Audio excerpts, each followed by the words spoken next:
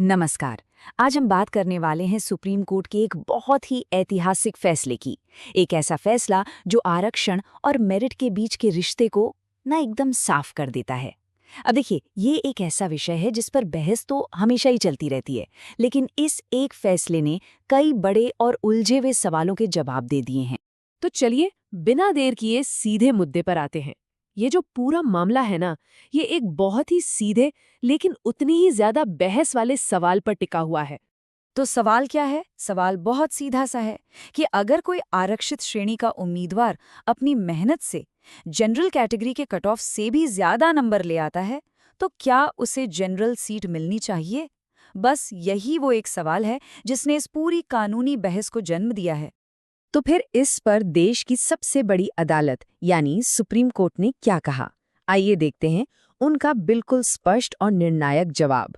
जवाब एकदम साफ और दोटूक है।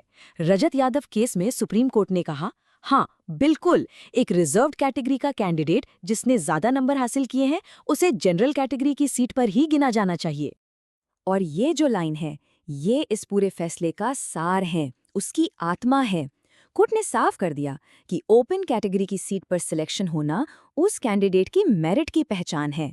इसे डबल बेनिफिट या दोहरा लाभ मानना सरासर गलत है। अच्छा, इस पूरे तर्क को समझने के लिए ना ओपन या अनरिजर्व्ड कैटेगरी का सही मतलब समझना बहुत जरूरी है। देखिए, ये कैटेगरी किसी के लिए भी रिजर्व्ड नहीं है, ये सबके लिए खुली है और इसमें सिलेक्शन का सिर्फ और सिर्फ एक ही आधार है, मेरिट। तो इस डबल बेनिफिट वाली बहस का क्या?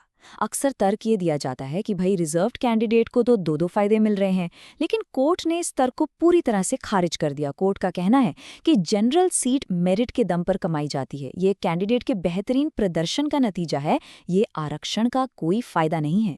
तो अगला सवाल ये उठता है कि ये प्रक्रिया असल में काम कैसे करती है। कोर्ट ने सिर्फ एक सिद्धांत नहीं दिया, बल्कि इसे लागू करने का पूरा प्रोसेस भी स्टेप बाय स्टेप समझाया है। तो ये जो पूरी प्रक्रिया है ना, ये 2 स्टेप्स में काम करती है। बहुत सिंपल है। देखिए, स्टेप 1, अगर कोई reserved candidate general cut off से ज्यादा स्कोर कर लेता है, तो उसे सीधा जनरल मेरिट लिस्ट में डाल दिया जाता है। लेकिन, और ये बहुत जरूरी है, स्टेप 2, अगर किसी वजह से उसका final score general cut off से नीचे चला गया, तो उसे वापस उसकी अपनी रिजर्व्ड कैटेगरी में ले जाया जाता है। इसका मतलब क्या हुआ? इसका मतलब ये हुआ कि मेरिट को तो प्राथमिकता दी ही गई, लेकिन जो आरक्षण का एक सेफ्टी नेट है वो भी अपनी जगह पर कायम रहा।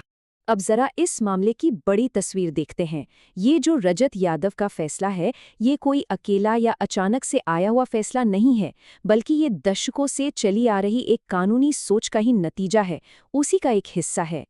ये जो टाइमलाइन है, ये दिखाती है कि इस मुद्दे पर सुप्रीम कोर्ट का रुख कितना कंसिस्टेंट यानी कि सुसंगत रहा है।